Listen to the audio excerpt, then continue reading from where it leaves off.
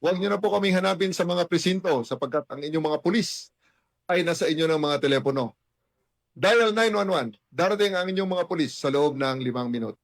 Lilingkod sa bawat Pilipino at magbibigay ng tamang impormasyon para sa tahimik at maayos na Pilipinas. Police News Network, alagad ng batas, tagapagtaguyod ng balitang pulis, sandigan ng mamamayan, patnubay ng katotohanan.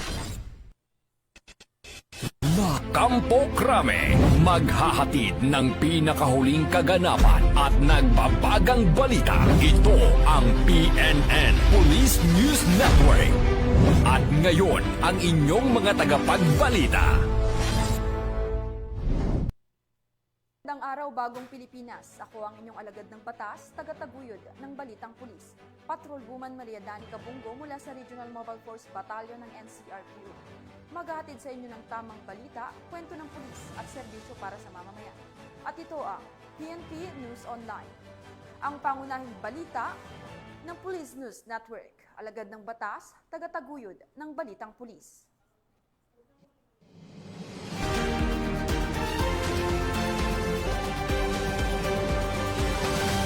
Narito ang mga balitang dapat niyong abangan.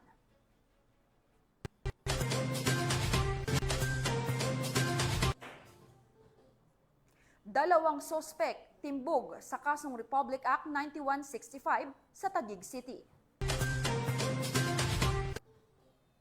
Bayanihan, ipinamalas ng mga kapulisan sa lalawigan ng Benguet sa kabila ng matinding pag-ulan. At 400,000 pisong halaga ng iligal na droga at baril nasa kote sa Bohol.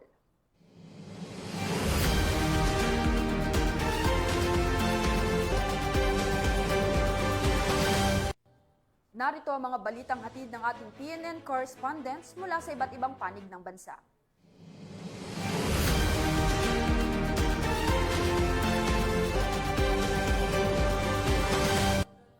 Simulan natin ang balita mula sa bahagi ng Luzon.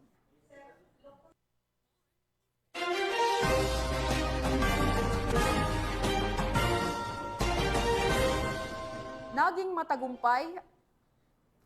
matagumpay ang isinagawang drug-free workplace reorientation at drug testing sa barangay Alibagos City of Iligan. Isabela, layunin nitong magbigay paalala tungo sa mas matibay na organisasyon at mas responsableng serbisyo para sa komunidad. Ang balitang hatid ni Patrolwoman Jerilyn Colico. Matagumpay na isinagawa ang drug-free workplace reorientation and drug testing na ginanap sa City Hotel and Convention Center, Barangay Alibagos, City of Iligan, Isabela noong ika-25 ng Hulyo nitong taon. Unang bahagi ng programa ay ang drug-free workplace reorientation na pinangunahan ng Philippine Drug Enforcement Agency Isabela Provincial Office na nagbigay ng kaalaman at paalala ukol sa masamang epekto ng paggamit ng ipinagbabawal na gamot sa lugar ng trabaho. Sinundan nito ng ikalawang bahagi ng aktibidad, ang random drug testing na isinagawa ng Isabela Provincial Forensic Unit Crime Laboratory bilang bahagi ng pagpapatupad ng internal cleansing at suporta sa kampanya kontra iligal na droga. Pinangunahan ang aktibidad ni Police Lieutenant Colonel Jeffrey D. Raposas, Chief of Police ng Ilagan Component City Police Station, katuwang ang mga key partners sa advokasya laban sa droga. Dumalo rin bilang mga paunahing pandangal sina Pastor Victor N. Serquiña, Balay Silangan Focal Person, Pastor Donald Ramos, Kadak Focal Person, Intelligent Agent 5 Maria Edita Arbonagan, Provincial Officer ng PIDEA Isabela, at Police Major Alfredo M. Quintero, Officer in Charge ng Isabela Provincial Forensic Unit.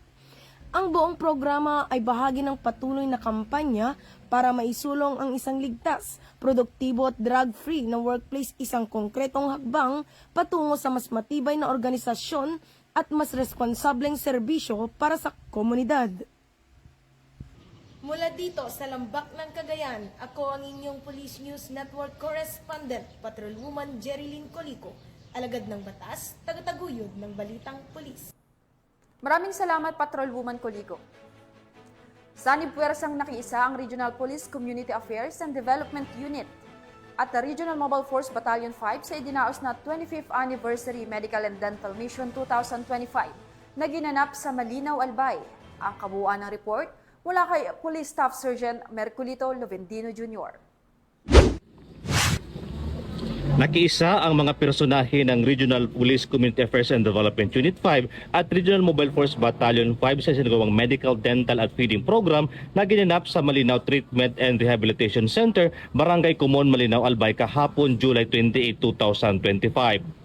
Ang naturang outreach program ay handog ng MTRC bilang bahagi ng kanilang ika-25 anibersaryo na may temang 25 taon ng paglilingkod, tuloy ang kwentong pagbabago sa pangunguna ni Dr. Fulbert Alec R. Gallego, Chief of Hospital 3, katuwang ang Philippine Red Cross Albay Legazpi City Chapter na tumulong upang may sikataparan ang nasabing medical mission. Ayon kay Dr. Gallego, ito ay paraan ng MTRC upang maipahayag ang kanilang pasasalamat at simula pa lamang ng kanilang mas pinalawak na serbisyo para sa komunidad. Ay panimula namin na pag-serve sa community and hopefully po sa mga darating na panahon, may mga binabalak po kami na gagawin pa para makaserve sa community. Kung may mga medical missions, pwede kaming tumulong. And then eventually po, we want also to endeavor on the application of MTRC for e-consulta package. And that is, we will be providing po the basic healthcare needs ng community. Hindi naman po yung makakabot ng 25 years kung wala po ang mga men and women employees, matyaga at dedicated employees of MTRC. Congratulations sa inyo, sa atin lahat, especially for the 25 years of continuous and dedicated services to the people. Iba't ibang serbisyo ang napakinabangan ng humigit kumulang 130 residente mula sa Barangay Kumon, Malinaw, Albay at Barangay Kinastilyuhan, Tabaco City, Albay, gaya ng libreng medical check-up, dental check-up, health lecture at libreng gupit na handog ng RMFB 5. Bukod dito, nabahagi rin ang libreng lugaw at mga gamot na mula naman sa Philippine Red Cross Albay Legazpi City Chapter. Isa sa mga dumalo sa naturang medical mission ay si Nanay Leonora Bongares, residente ng Barangay Kumon, Malinaw, Albay. Taos puso ang kanyang pasasalamat sa mga serbisyong hatid ng outreach program at sa pagkikiisa ng MTRC at ng kapulisan sa pagbibigay ng tulong para sa ikabubuti ng kanilang kalusugan.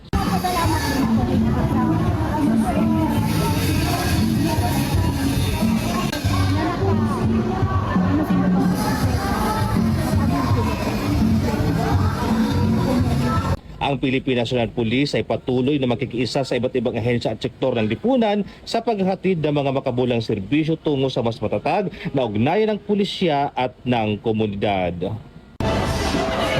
Mula dito sa Malinaw, Albay, ako pa yung Police News Network Correspondent, Police Staff Sergeant Merculito Lovendino Jr. Alagad ng batas, tagataguyod ng balitang pulis. Maraming salamat, Police Staff Sergeant Merculito Lovendino Jr. Sa mas pinaigting na kampanya kontra iligal na droga, nasamsam sa magkasunod na buy-bust operation ang halos na 600,000 pisong halaga ng shabu mula sa 2 sospek sa Arengay, La Union. Tinutukan niya ni Police Corporal Mark Anthony Pico. Ang pinaigting na kampanya ng Police Regional Office 1 laban sa iligal na droga matapos ang matagumpay na operasyon na nagresulta sa pagkakaresto ng 2 drug personality at pagkakakumpiska ng 85 gramo ng shabu na may tinatayang halagang 578,000 piso sa Arengay, La Union. Ang unang operasyon ay isinagawa bandang alas 2:50 ng hapon sa Barangay Poblasyon, Arengay, sa pakikipagtulungan ng mga tauhan ng Arengay Municipal Police Station, RID Pro 1, LUPIU, LUPDEU at MLET Arengay, katuwang ang PIDEA RO1. Naaresto sa buy-bust operation ng isang 37 taong gulang, isang laborer mula sa lungsod ng San Fernando, La Union. Nasamsam sa kanya ang 35 gramo ng shabu na tinatayang nagkakahalaga ng 238,000 piso na nakalagay sa 2 heat-sealed na transparent plastic sachet kasama ng iba pang non-drug evidence.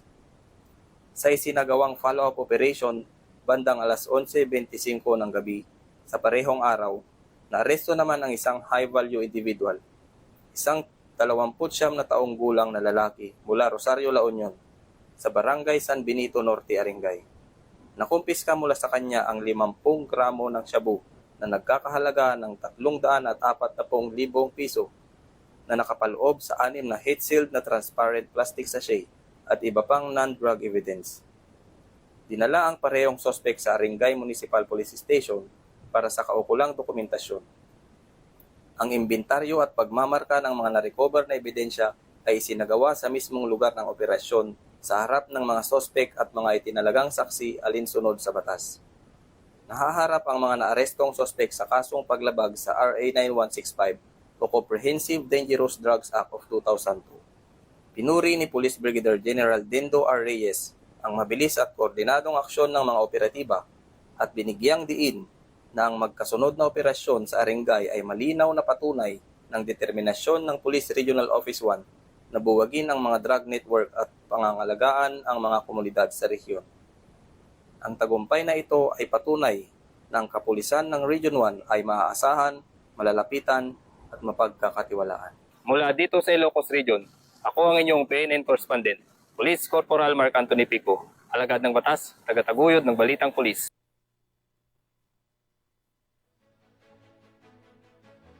Bulacan First Provincial Mobile Force Company ang tinaguriang top 1 most wanted person dahil sa kasong rape sa Kalumpit, Bulacan.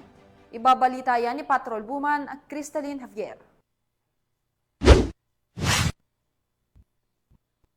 Arestado ng mga ang municipal most wanted person ng Apalit, Pampanga sa kasong rape sa Barangay Gatbuka, Kalumpit, Bulacan. Kinilala ni Police Lieutenant Colonel Jerome J. Sunga Ragonton, Force Commander ng Bulacan 1st PMFC ang akusadong isang lalaki, 25 anyos, vendor at residente ng Apalit, Pampanga. Dakong alas 5:30 ng hapon nang ihain ng pinagsanib na puwersa ng tracker team ng 2nd Platoon Bulacan PMFC na pinamunuan ni Police Lieutenant John Michael Crispino, Apalit Municipal Police Station, Kalumpit Municipal Police Station at 301st MCRMFB ang warrant of arrest na inisyu ni Honorable Olivia Escubo Samar, Presiding Judge 3rd Judicial Region, Branch 79, Malolos, Bulacan na walang inirekomendang piyansa. Kasalukuyang nasa kustodiya ng otoridad ang suspect para sa tamang dokumentasyon at wastong disposisyon. Patuloy na isinasagawa ng Bulacan PNP sa pamumuno ni Police Colonel Angel L. Garciliano, Acting Provincial Director ng Bulacan Police Provincial Office, ang serye ng mga operasyon bilang bahagi ng pinaigting na kampanya laban sa lahat ng anyo ng kriminalidad upang mapanatili ang kapayapaan, kaayusan at kaligtasan ng bawat mamamayan sa kanilang nasasakupan. Mula dito sa Bulacan Police Provincial Office, ako ang inyong PNN Correspondent, Patrolwoman Pearl Crystalline Javier, alagad ng batas, tagataguyod ng Balitang Pulis. Maraming salamat, Patrolwoman Javier. Sa patuloy na paghahatid ng serbisyo publiko ng ating mga kapulisan, isang bayanihan sa pamamagitan ng road clearing operation ang ipinabala sa gitna ng malalakas na pag-ulan sa lalawigan ng Benguet. Police Master Sergeant Aline Valerio, ibalita mo. Bilang bahagi ng pagpapatuloy ng road clearing operations mula sa iba't ibang dako ng bayan ng lulugan ng Benguet, patuloy pa rin ang pagsasagawa ng mga kapulisan na kung saan mabilis na responde ang Kibungan Municipal Police Station sa pagpag-uugnayan sa Municipal Disaster Risk Reduction and Management Office sa pagguho ng lupa sa kahabaan ng Governor Bado Dangwa National Road, Kibungan nito lamang 28 ng Hulyo taong kasalukuyan. Gayon din bilang tugon sa pagguho ng lupa mula sa Atok Municipal Police Station sa pagtulungan din ng lokal na pamahalaan at sibilyan na voluntaryo sa isang road clearing operation sa Hanselma Highway ngayong araw. Agad na sinigurado ang mga respondeng tauhan sa lugar, pinamahalaan ang trapiko at siniguro ang kaligtasan ng mga motorista sa kabila ng patuloy na pag-ulan sa oras ng preskon at apektadong bahagi ng kalsada ay nananatiling isang lane passable pa rin. Binigyang diin ang insidenteng ito ay malakas na koordinasyon sa pagitan ng mga opisyal ng pulisya at mga tumutugon sa kalamidad na panatilihing madaling mapuntahan ang mga kalsada at pag-iingat sa publiko sa panahon ng mga emerhensya. Ang inisyatiba na ito ay malakas na nagbibigay diin ng malakas na pagtulungan sa pagitan ng pulisya at komunidad na nagpapakita sa kanilang hindi natitinag na pangako sa kaligtasan ng publiko, lalo na sa mga mapanghamong panahon. Mula dito sa Baguio City, Raymond ng Cordillera, ito ang yung Police News Network Correspondent, Police Master Sergeant Lenny Balado, alagad ng batas, tagataguyod ng balitang pulis. Maraming salamat, Police Master Sergeant Valerio. Timbog ng mga operatiba ang dalawang sospek na tinaguriang most wanted person sa magkahiwalay na manhunt operation sa Taguig City dahil sa paglabag sa kasong Republic Act 9165 o ang Comprehensive Dangerous Drugs Act of 2002. Alamin ang balitang hatid ni Patrol Woman Mary Tony Veva. Nitong July 26, 2025, matagumpay na naaresto ang dalawang itinuturing na top most wanted persons ng Taguig City sa magkahiwalay na operasyon ng pulisya na nagpapakita ng patuloy na pagpupursige ng mga otoridad laban sa iligal na droga. Bandang alas 11 ng umaga na aresto ng pinagsamang puwersa ng District Mobile Force Battalion ng Southern Police District sa pakikipag-ugnayan sa Warrant and Subpoena Section ng Taguig CPS, Kaluan Municipal Police Station at District Special Operation Unit ng SPD ang isang itinuturing na top 10 most wanted person ng Taguig City. Kinilala ang akusado bilang si alias Orly Fer, 35 taong gulang, isang negosyante at residente ng Barangay Santo Tomas, Calauan, Laguna. Nahuli siya sa kanyang tirahan sa Laguna sa bisa ng warrant of arrest para sa paglabag sa Section 12 Article 2 ng RA 9165 sa ilalim ng Criminal Case Number 11052-D. Ang warrant ay inilabas ni Honorable Antonio Murillo Olivite, ang presiding judge ng Regional Trial Court Branch 267, Taguig City. Kasalukuyang nasa pansamantalang kustodiya ng Taguig City Police Station Custodial Facility si Orly Fer habang hinihintay ang pagbabalik ng warrant sa korte. Makalipas ang ilang oras, bandang 1:00 ng hapon, matagumpay namang naaresto ng mga operatiba mula sa Warrant and Subpoena Section ng Taguig City Police ang rank number 8 sa top most wanted person station level ng Taguig para sa buwan ng Hulyo. Isinagawa ang pag-aresto sa San Pedro Street, Barangay Palingon, Tipas, Taguig City. Kinilala ang akusado bilang si alias Brian, 33 taong gulang, isang tricycle driver at residente rin ng naturang barangay. Si Brian ay naaresto sa bisa ng warrant of arrest na inilabas sa ilalim ng Criminal Case Number 16389-D para sa paglabag sa kaparehong kaso. Ang warrant ay inilabas noong July 10, 2025 ni Honorable Abraham Joseph B. Alcantara, ang acting presiding judge ng RTC Branch 266 Taguig City na may inirekomendang piyansa na 200,000 pesos. Ipinagbigay alam rin kay Brian ang kanyang mga karapatan sa wikang naiintindihan niya bago siya dinala sa Taguig Pateros District Hospital para sa medical examination. Matapos ito, dinala na rin siya sa opisina ng Warrant and Subpoena Section para sa dokumentasyon at ibabalik sa korte. Mula dito sa Southern Police District, ako ang inyong PNN correspondent, Patrolwoman Mary Tony Veva, alagad ng batas, tagapagtaguyod ng balitang pulis. Maraming salamat, Patrol Woman Mary Tony Veva. Sa patuloy na pagpapaigting ng matibay na ugnayan ng pulisya at ng komunidad, matagumpay na naisakatuparan ang isinagawang simultaneous community engagement ng mga kapulisan ng Eastern Police District sa iba't ibang barangay sa Metro East na naglalayong makapagbigay ng mga bagong kaalaman at kaunting tulong para sa mga mamamayan. Ang magandang balita, hatid ni Patrol Woman Jenny May Dolor. Sa kasang pagpapalawig ng ugnayan sa pagitan ng pulisya at komunidad para sa isang tahimik, mapayapa at maunlad na bagong Pilipinas. Sa pagdiriwang ng 30th Police Community Relation Month ng PNP, nagsagawa ng simultaneous community engagement ang mga kapulisan ng Eastern Police District sa mga barangay dito sa Metro East na naglalayong makapagbigay ng kaalaman at konting tulong sa mga mamamayan. Tiniyak naman ng mga kapulisan ng EPD katuwang ang lokal na pamahalaan ng mga barangay kung saan idinaos ang mga community engagement na maging maayos at mapayapa ang pagsasagawa ng nasabing aktibidad. Magpapasalamat ako sa mga tulong na binigay ng kapulisan at ang mga learning na aming natutunan. At kahit paano nagkaroon po kami ng konting kaalaman sa pamagitan po ng ating kapulisan. At ganun din po sa aming barangay. Maraming salamat sa pagbibigay mo sa amin ng isang learning na talagang maisa sa buhay namin at magagampanan namin. Hindi may kubli ang sayang nadama ng mga residente ng iba't ibang barangay na nasa sakupan ng Eastern Police District sa mga natanggap nilang munting tulong mula sa mga kapulisan. Kami po ay nandito sa Barangay Manggahan, Pasig City upang magsagawa ng community engagement in relation sa selebrasyon ng Police Community Relation Month. Nagpapasalamat kami sa pakikipagtulungan ng ating komunidad para pasugpo ang kriminalidad.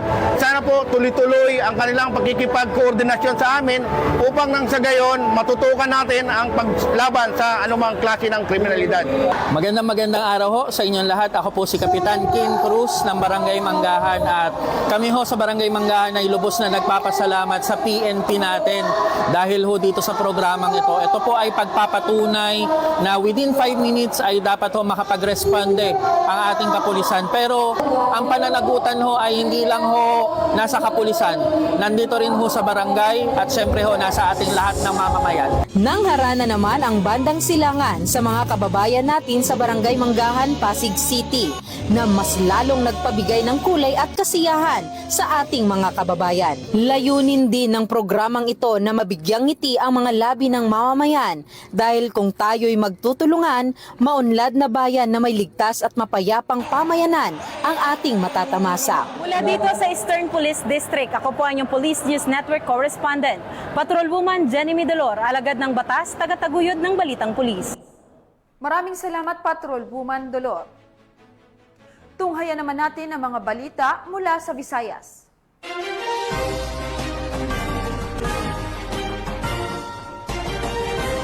Nasamsam ang mahigit 100,000 pisong halaga ng shabu mula sa isang street-level individual sa isang buy-bust operation sa Iloilo City.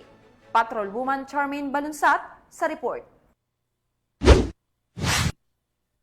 Street-level individual sa ikinasang drug buy-bust operation ng mga tauhan ng Iloilo City Police Station 5 sa Barangay Oñate de Leon, Mandurriao, Iloilo City. Nito lamang ika-28 ng Hulyo taong kasalukuyan. Ayon sa officer in charge ng Iloilo City Police Station 5 na si Police Captain Jobert Amado, ang naarestong suspect ay kinilalang si alias Noy, 41 taong gulang at residente ng nasabing syudad. Nakuha sa pag-iingat ng suspect ang 5 transparent plastic sachet na naglalaman ng pinaghihinalaang shabu, buy-bust money at iba pang mga non-drug items. Umabot sa humigit kumulang 18 gramo ng hinihinalang shabu na may standard drug price na 122,400 pesos ang nasamsam sa nasabing operasyon. Kasalukuyang nasa kustudiya na ng Iloilo City Police Station 5 ang suspect para sa tamang dokumentasyon at maharap sa kasong paglabag sa RA 9165 o ang Comprehensive Dangerous Drugs Act of 2002. Patuloy ang pagsusumikap ng mga kapulisan sa pagpapalawak ng kanilang kampanya at operasyon kontra ilegal na droga para mapanatili ang kaligtasan ng bawat mamamayan dahil sa bagong Pilipinas, ang gusto ng pulis, ligtas ka. Mula dito sa Western Visayas, ako ang inyong PNN correspondent, Patrolwoman Charmaine Balunsat, alagad ng batas, tagataguyod ng Balitang Pulis. Maraming salamat, Patrolwoman Balunsat. Nasa kote ng mga otoridad ang mahigit 400,000 pisong halaga ng ilegal na droga at baril sa isang binatilyo sa ikinasang buy-bust operation sa Bohol. Alamin ang buong detalye ng report mula kay Patrolwoman Annalyn Canoog. Aabot sa mahigit 470k na halaga ng pinaghihinalaang shabu ang nakumpiska ng mga kapulisan mula sa 19 anyos na lalaki na target sa buy-bust operation na sinagawa sa Purok 3, Barangay Canupaw, Hagna, Bohol itong 28 ng Hulyo sa taong kasalukuyan. Kinilala ni Police Lieutenant Zeus Leven 5 Bugtay, officer in charge ang Hagna Municipal Police Station. Bohol Police Vigil Office ang suspect si Alice Christian, 19 anyos, residente na Purok 6, Barangay Bungamar, Hagna, Bohol. Dako alas 12, 54 na madaling araw nagsinagawa ang buy-bust operation ng mga operatiba na humantong sa pagka-aresta sa suspect at pagkakumpiska ng 4 na pakete na hinalang shabu na may kabuang timbang na 70.03 na gramo at may standard drug price na 476,204 pesos. Kabilang din sa mga nakumpiskang ebidensya isang sling bag, Yamaha Mio Sporty, isang caliber .38 revolver, 4 na balat buy-bust money. Maharap ang suspect sa kasong paglabag sa Section 511, Article 2 ng RA 9165 o ang Comprehensive Dangerous Dangerous Drugs Act of 2002 at RA 10591 o Illegal Possession of Firearms and Ammunition. Kami po sa Hagna Municipal Police Station at ang buong kwerpo ng ating pagkapulisan ay nananawagan sa ating mga kababayan na iwasan ang paggamit at pagbebenta ng mga illegal na droga. Wala po ito may dudulot na maganda sa ating kalusugan, sa ating pamilya, at lalong-lalo na sa ating mamamayan. Kami po sa kapulisan ay patuloy na paiigtingin ang aming kampanya laban sa illegal na droga at lahat ng uri ng mga kriminalidad. Nanawagan ako sa ating mga kababayan, lalong-lalo na sa mga under ng aming AOR dito sa Hagna Municipal Police Station, na makipagtulungan sa amin, sa kapulisan. Lalo-lalo na kung tayo ay may kailangan, huwag tayong magdalawang isip na tumawag kahit anong hotline o kaya sa 911 at kami po ay dadating agad. At kami din po ay hindi magdadalawang isip na tumulong sa inyo at magbigay serbisyo sapagkat ito po ang aming trabaho. Ang lungsod ng Hagnay na natiling ligtas at payapa sapagkat ang mga kapulisan ay walang humpay at walang tigil sa mga operasyon laban sa iligal na droga at lalo pang paigtingin ang kampanya upang masakote ang mga individual na nasa likod ng mga iligal na gawain na ito. Mula dito sa Central Visayas, ako ang iyong PNN correspondent, Patrolwoman Annalyn N. Canoog, alagad ng batas, tagataguyod ng Balitang Pulis. Maraming salamat, Patrolwoman Canoog. Narito naman ang mga balita mula sa bahagi ng Mindanao.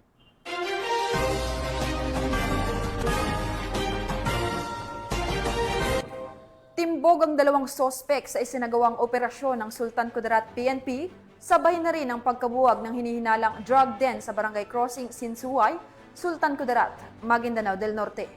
Narito ang report ni Patrolwoman Leonora Gawang. Arestado ang dalawang lalaki matapos mahulihan ng hinihinalang shabu at pagkabuwag ng isang drug den sa isinagawang drug by bus operation ng Sultan Kudarat MPS sa Barangay Crossing, Simuay, Sultan Kudarat, Maguindanao del Norte nito lamang ika-26 ng Hulyo taong kasalukuyan. Kinilala ni Police Lieutenant Colonel Hector Tanyo, Chief of Police ng SKMPS, ang mga suspek na sina alias Anwar, street-level individual at si alias Omar na umano'y drug user, nakapwa na sa hustong gulang at mga residente ng naturang barangay. Sinalakay ng pinagsanib puwersa ng Sultan Kudarat MPS at 1st PMFC Maguindanao del Norte PPO makaraang matunton ang pinaglulunggaan ng mga suspek at doon nagpositibo sa hinihinalang shabu dahilan upang arestuhin ang mga ito. Narecover ng mga operatiba ang 4 na maliliit na silyadong pakete na naglalaman ng pinaniniwalaang shabu na tinatayang may timbang na 0.64 gramo na nagkakahalaga ng mahigit 3,000 pesos. Ayon sa PNP, ilang araw ding isinailalim sa surveillance hanggang nagkaroon ng test buy at nagpositibo ang mga suspek. Kasong paglabag sa Republic Act 9165 o ang Comprehensive Dangerous Drugs Act of 2002 ang posibleng kakaharapin ng mga ito.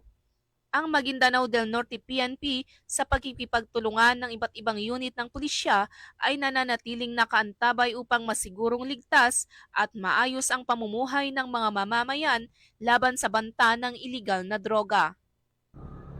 Mula rito sa rehiyon ng Bangsamoro, ako ang inyong Police News Network correspondent, Patrolwoman Leonora Gawang, alagad ng batas, tagataguyod ng Balitang Pulis.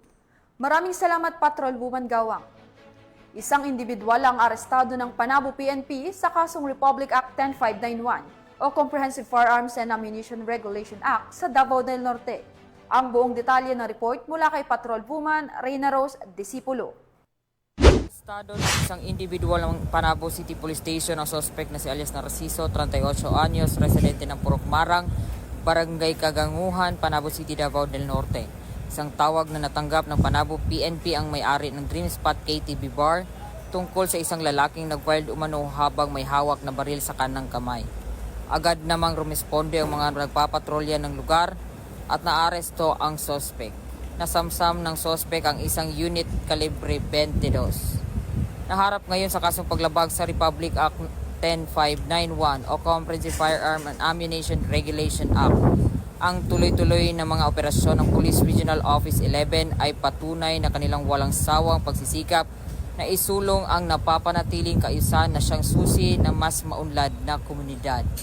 Ito sa Police Regional Office 11, ako ang inyong PNN correspondent, Patrolwoman Reyna Rose Disipulo, alagad ng batas, tagataguyod ng Balitang Pulis. Maraming salamat, Patrolwoman Disipulo. At yan ang mga balitang nakalap ng ating PNN correspondents mula Luzon, Visayas at Mindanao. Sa ngalan ng pamunuan ng Philippine National Police, sa pangunguna ni Chief PNP Police General Nicolas Torre III at sa pamumuno ni President Ferdinand Bongbong Marcos Jr., kami ay maglilingkod sa bawat Pilipino at magbibigay ng tama at balanseng balita dahil dito sa bagong Pilipinas, ang gusto ng pulis, ligtas ka. At bilang bahagi ng mas pinabilis at pinalawak na emergency response system, muli naming ipinaalala ang panawagan ni Chief PNP na huwag nyo nang hanapin ang mga pulis sa mga presinto sapagkat sila ay nasa inyo ng mga telepono. Dial 911, darating sila sa loob ng 5 minuto. Mula rito sa tanggapan ng tagapag-ugnay ng Pambansang Pulisya, sa ngalan ng butihing direktor ng Police Community Affairs and Development Group, Police Brigadier General Marvin Joe Saro, ako ang inyong alagad ng batas, tagataguyod ng Balitang Pulis, Patrolwoman Maria Danica Mungo mula sa Regional Mobile Force Battalion ng NCRPO. Maghatid ng tamang balita, kwento ng pulis at serbisyo para sa mamamayan. At ito ang PNP News Online, ang pangunahing balita ng Police News Network.